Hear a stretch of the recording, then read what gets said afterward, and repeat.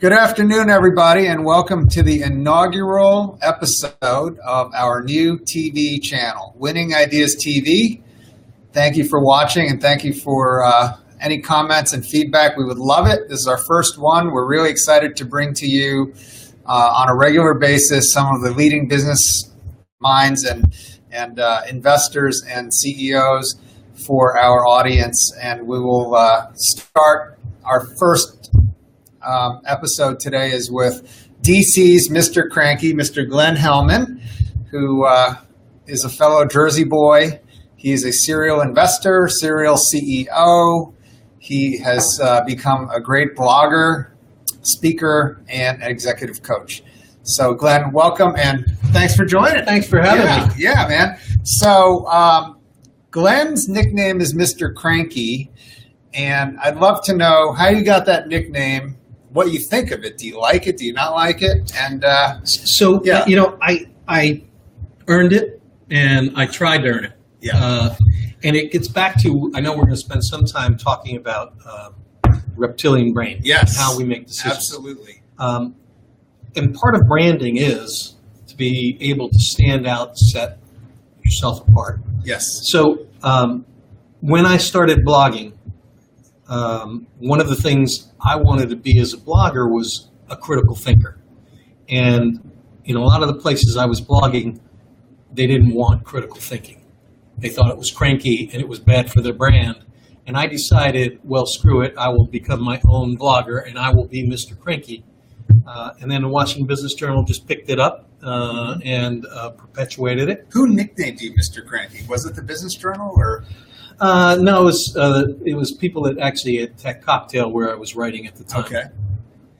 And Glen's blog, by the way, is one of the top blogs in Washington, D.C. It's called drivenforward.com, and he tells it like it is, totally transparent and honest, and he calls out a lot of people. So your brand is Mr. Cranky. Does that mean you're always going to be writing crankily?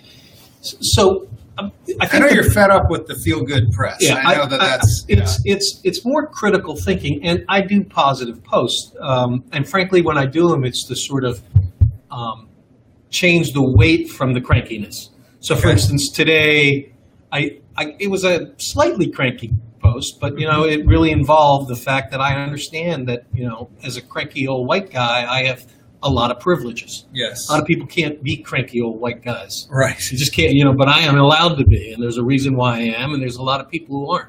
Right.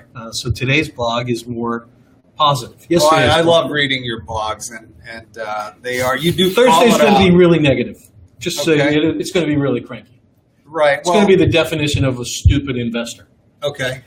Right. Well, this is good. I mean, we need that in the market. I think people should see all sides of the equation. And I have to say that one of the things that makes me fed up is, the Washington Post used to have a staff of business writers. Yes. And they were critical. And they did long pieces. There was Tom Heath. Shannon Henry. Yeah. Shannon Henry, and a bunch before that. They had a staff, and they did long pieces.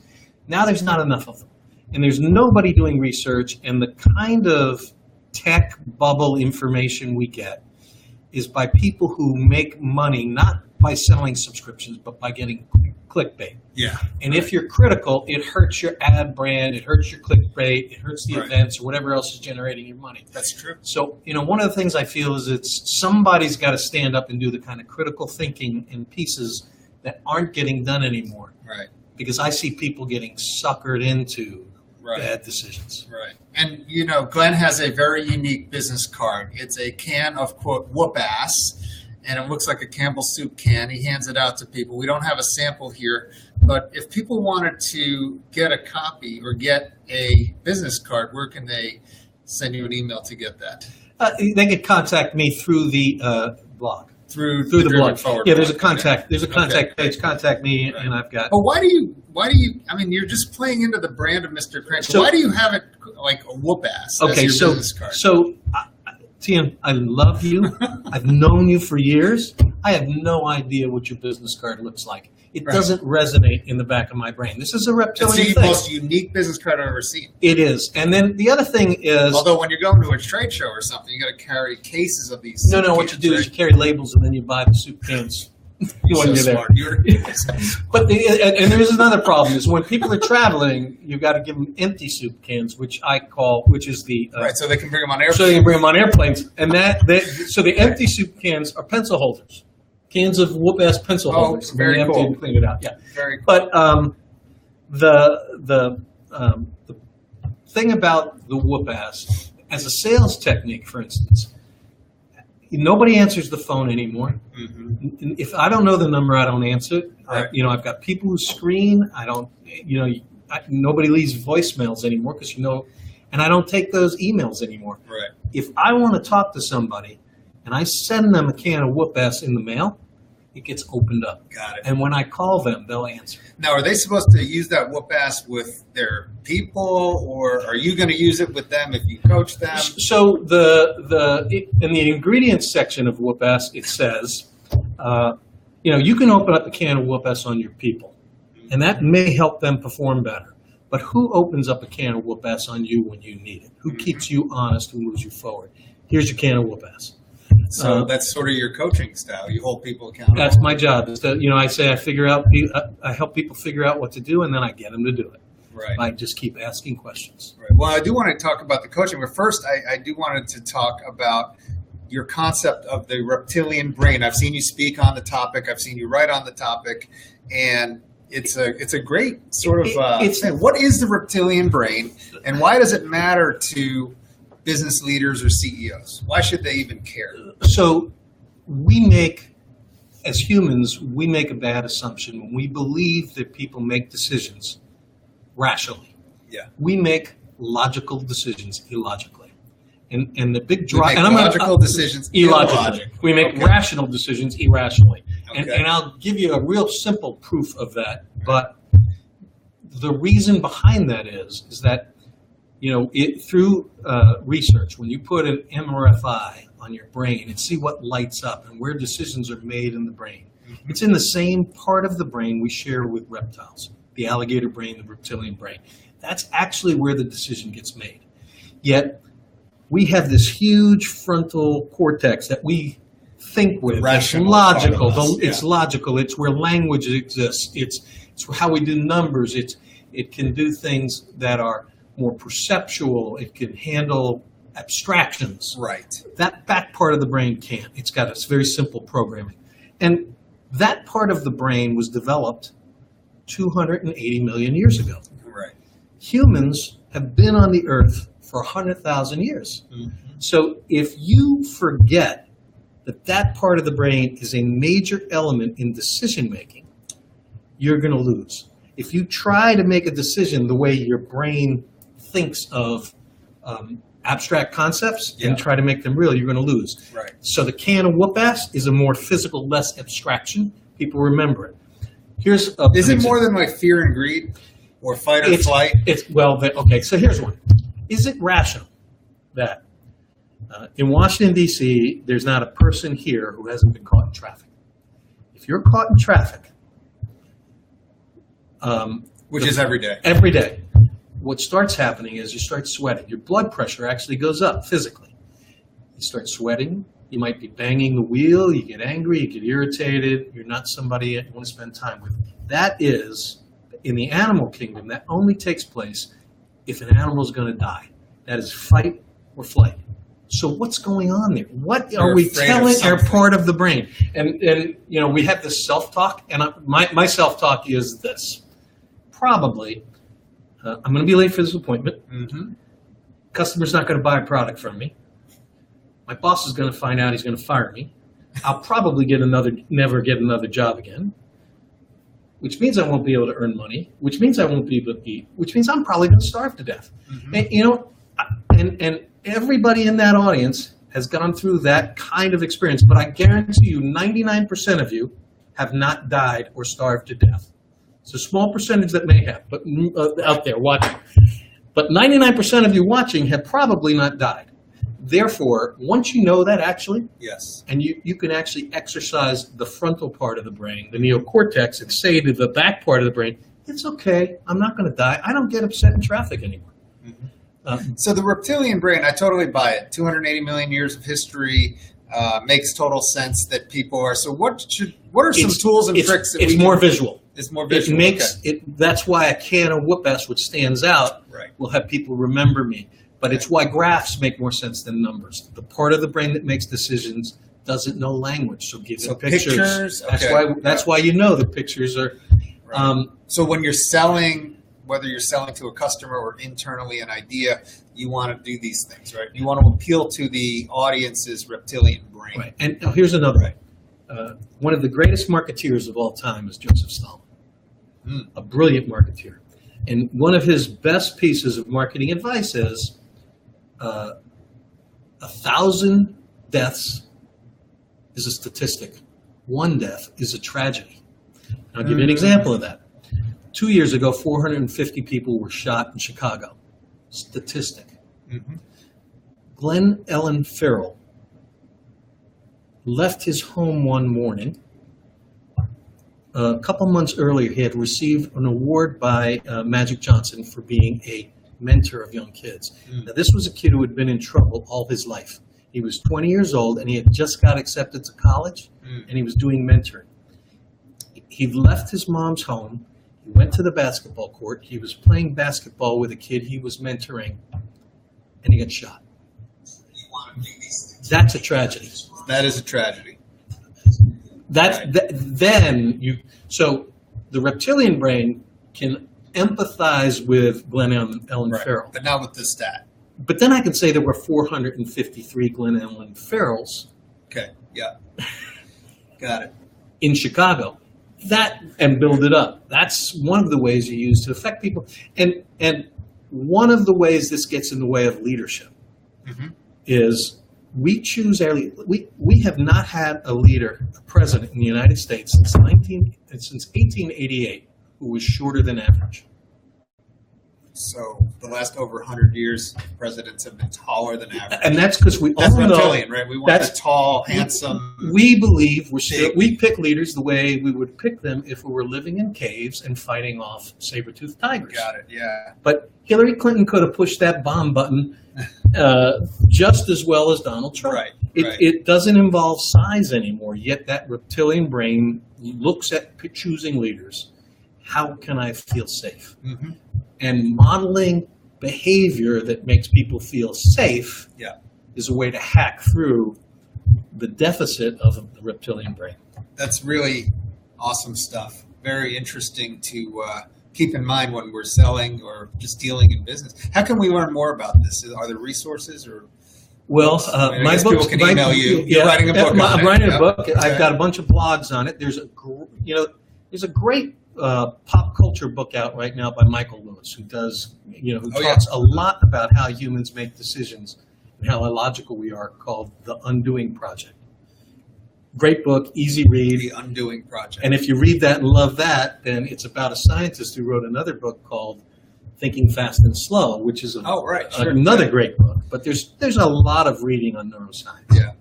Brilliant. Thank you for sharing that. So one of your other recent blog posts that was really caught my attention where you talked about traits of excellent CEOs. I know we've got a lot of CEOs out there, a lot of millennials, a lot of guys that are doing startups and stuff. What are some of the, and this is research-based, right? It's not like Glen's opinion or anyone else's. So what are the top traits of CEO based on research? And what are some tips and some advice that we can give our millennial CEOs out there? So first I'd like to start with the research I've done personally. Then I'll move to this research paper that I wrote the blog on recently. But my research shows that there are basically 3 types of people. There are those people who know who's buried in the tomb of the unknown soldier. Those people are not coachable. Very few of them will ever be great CEOs. Steve Jobs knew who was buried in the tomb of the unknown soldier, but he really knew. It wasn't a guess. He wasn't guessing. He didn't say anything. So, there are a few Einsteins who can do that, but very few. Very few. The next kind is the CEO who does not know who's buried in Grant's tomb. Also not going to be a very good CEO, and there's no examples of that person being a great CEO. And then the third kind is somebody who wants to know, why is Grant buried in New York City? The curious person, person who's green, growing, never knows enough. And that is a great trait for a CEO. So that coachability, that lifelong learning and curiosity. Yeah, somebody who reads voraciously and not just novels, but reads to become smart. Is that the number one trait? No, actually it is, but it's up there. Yeah. So there's out of all the traits, there are two that really have stuck out in the research. The first one is the ability to look at things and distill them into what is important, what's not, and without having to do all the research. So, but being able to prioritize, this is the most important thing. This is what we should focus on. And getting a group of people focused on that and believing in it. And then the second thing is focus, you said. Being able to distill into focus. And the second one is not requiring all the research, being willing to take a chance to do it on 80%, to be almost there, but not spending an extra, doubling the time it takes to make a decision to make sure that you're 100% right instead of 80% right. Right. So Patton is another person with a great quote on this. I would much rather execute a good plan now than a perfect plan at some indefinite time in the future. So a good CEO takes risk and takes knows when it's time to go. Knows what's important, takes risk, and knows when it's time. What about grit? You hear a lot about grit. You read a lot about it. This tenacity, persistence, ability to take blows, this is from a different research, and it's grit's really hard to you can't take a disc test and figure out if somebody has grit. Right. But research shows that, for instance, the best CEOs today are recent immigrants. They've had, and I'll tell you why. They've run the gauntlet, or people with learning disabilities. Mm-hmm. Everybody thinks that being a PhD or coming out of an Ivy makes you a great CEO. When you rank CEOs on performance, only 7% of the top CEOs have graduated from an Ivy. 8% are dropouts. Mm-hmm. Now, let's face it, that includes Bill Gates and Steve Jobs, Zuckerberg. Ellison and Mark, So, but they are dropouts. They didn't graduate from an Ivy, so it's not required. But there are things that define you, and when you go through the gauntlet, when Branson made it through college, he first of all, because he has dyslexia, because he was defined as not intelligent, yet made it through. He had passed through this gauntlet of that had made him steal, and knew he could get back up. Yeah. But the other thing is that the people who were lesser and had lesser ability than he fell out. They do. They do. So, but recent immigrants. So, if you were not to ignore research, would you put grit up there with these other two traits? Yeah.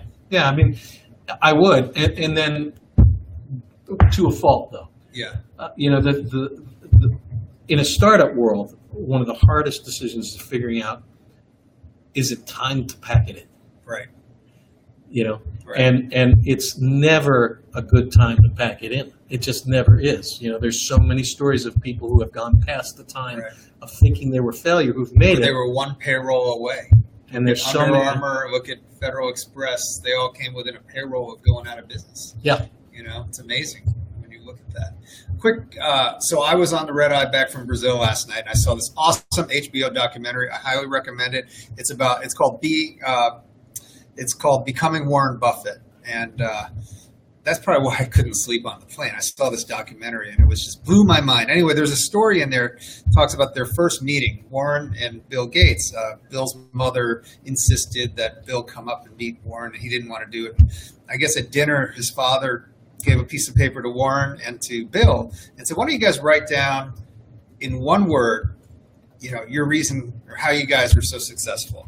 What do you think that one word was? Because they both wrote the same word. Curiosity. Focus. So Buffett and Gates both wrote down one word, focus, and just that's, I don't know how that's measured in all of this, but it's very important. So I would say that focus was that first thing, the ability to sort of discern these are not things that Yeah. are not important, and this is where I should be spending my time to distill that. Yep. Interesting you should bring them both up, because they dispel one of the myths of great CEOs or leaders, and that's being gregarious, being an extrovert. Right, they're both introverts. They're both introverts. Yeah. And it's interesting because they are great leaders. They are. They probably didn't start out as great leaders. You know why? Because they weren't the person you would choose to help you fight off the saber-toothed tiger. But over time, they've proven that they're the person who could keep you safe and make you. And that just, to me, that's the danger of letting the reptilian brain choose your leaders. And it's one of the reasons why people should learn how that reptilian brain chooses leaders, and you should game it. Right. No, that's cool. Thank you for that. We have another 5 minutes left, guys? So I do want to touch on coaching. So Glenn, I know you're an executive coach, and this is kind of a self-serving question for you, but I personally believe everybody could use a coach. If Tiger Woods needs a coach, then everybody needs a coach. If Michael Jordan needs a coach, everyone. So, well, Tiger Woods needs a life coach. But. Well, yeah, okay, maybe not the best example, but with respect to startup CEOs or CEOs in early stage companies where money's tight, they do need the coaching. What do they do? I mean, how do they get that mentoring? Outside of bringing in advisory board members who barely give them time, or talking to board members or investors. So this is whether you're spending the money with me or anybody else. It's like, I remember that old commercial, you can pay me now or you can pay me later. Mm-hmm. A good coach will save you so much money or make you money. If a good coach doesn't have a quick payback after the first 3 months of coaching, then they're not worth it. But it is not an expense. It is an investment. If you're a CEO, and I've been on board, I sat on a board, and we fired the CEO. Mm-hmm. Before we fired the CEO, we would go to the board. We would go to the board after party, and we would smoke cigars and eat steaks and drink scotch and make CEO jokes. Right? That CEO couldn't trust his board to have his back. He couldn't trust his CFO to give him an unvarnished view. When we fired the CEO, I became the CEO, and I stopped being invited to the CEO bashing party after parties. I wasn't invited anymore. No one is as isolated as a CEO. I mean, I couldn't share things with my wife because it would freak her out, and she'd worry about, how are we going to pay our bills? Right. I couldn't. There were things I couldn't share with anybody. Yeah. But that's so you're almost saying like you can't afford not to have a coach or someone to help guide you. So if I look at every company I did as a turnaround, I would say that isolation of the not one turnaround that I did, except for one, was the CEO. Were they wrong? Did they practice malfeasance? Okay. With one exception, it was just bonehead move after bonehead move. Right. And the coach can help avoid these bonehead moves, and you can help them see the light on certain things and go towards opportunity and avoid danger. Hey, we've all been there. We all sat there and had somebody tell us a story, and we know exactly what to do. Yeah. But they're too close to it. That's what the coach does. Yeah. Yeah, no, it makes sense. I mean, the great athletes all have coaches. The great business leaders all have great coaches. I guess we have a few minutes left. Is there anything you wanted to discuss or bring up? Any advice? 3 minutes left for our... Well, in terms of coaches, so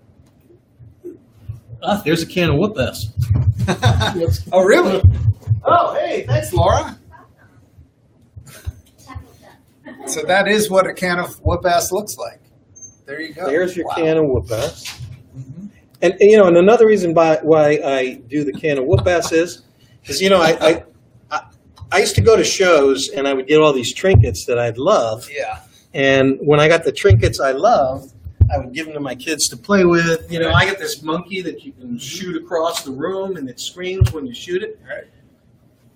Every CEO wants this on their desk. 90% of the time, this doesn't go anywhere. It sits item. on the It's desk. one of the People best say, "Where did items." you get it?" Right. Whatever else. It's just a very good. And I like the fact that you're patronizing our fellow New Jersey company, Campbell's Soup. And Hopefully shout this out is to her tomato- for coming out and tomato leaving soup. that group, Right. that presidential group. Good job on her part. I agree. But we have a couple minutes left. Anything else you want to leave us with? So Any other pearls of wisdom from Mr. Cranky himself? He's not so cranky, right? He's I am cranky. He's I am cranky, but yeah. we got you on a good day today. So the pearls of wisdom are, I believe, because I was a child of the 70s when the man was a crook, and the man made us go to Vietnam and sent us to Vietnam, and you couldn't trust the government. I believe that I have always questioned everything.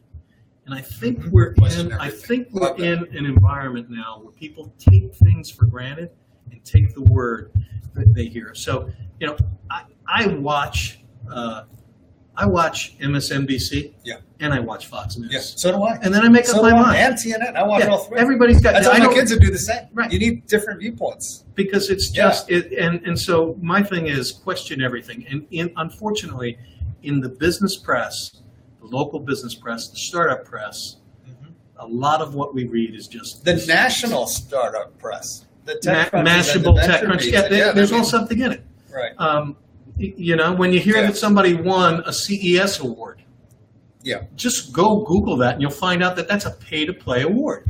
So it doesn't mean you have a good product. It means that you spent a lot of money to have them put their logo on.